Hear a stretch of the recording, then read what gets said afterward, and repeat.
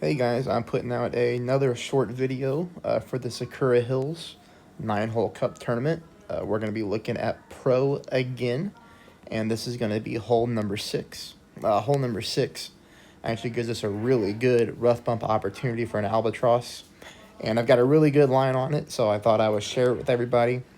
I'm going to show you the drive real quick. Now you'll see I have an extra mile 9, which gives me, a pretty big top spin bonus over an extra mile 8.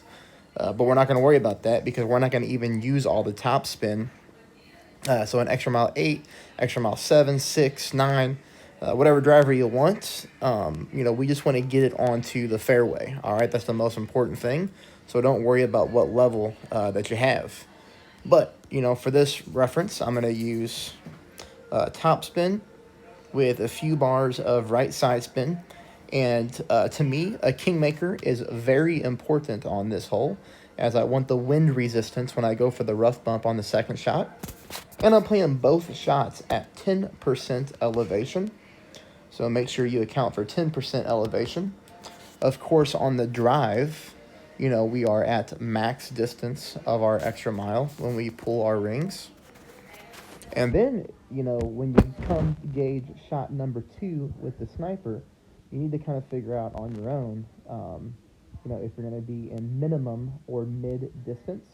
You probably shouldn't be in max unless you have a really bad drive. But a good drive should put you in minimum to mid distance of your sniper.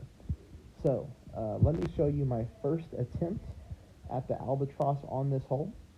And as you can see here, I'm kind of in between mid and minimum distance. But I went with 3 bars of backspin. And I just kind of move my target around until I find a good kind of sticking point with my yellow ring just above the rough line there. And I'm looking here to make my ring adjustment. I did it at mid distance, so which is 4.5 rings. You see, I hit a perfect ball, and we just burned the right edge of the cup there. So, what that tells me is the way that the ball bounces off the rough onto the green, it might just a little bit to the right. So when I went to take the shot on my second account, I have 2 accounts that I play pro, I went ahead and did what's called an offset to account for that. So here you'll see me line up in the same area. So I've got the same amount of backspin.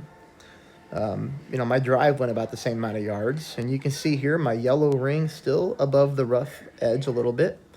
But look where I'm putting my ball guideline. Okay, I'm focusing on now the left-hand side of the cup, kind of with half the ball guide inside the pin and half the ball guide outside of the pin.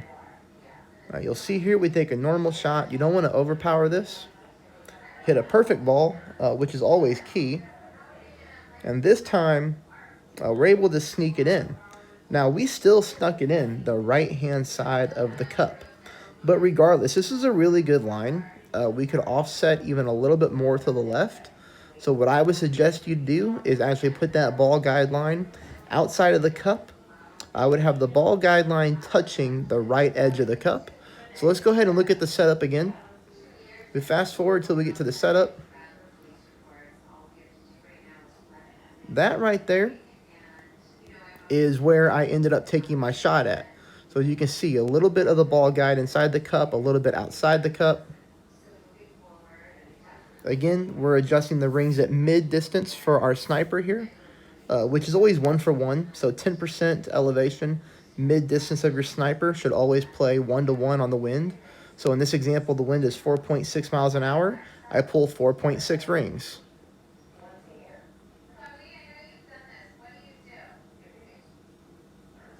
And again, we sneak it in there for the Albatross. So I hope you find this helpful.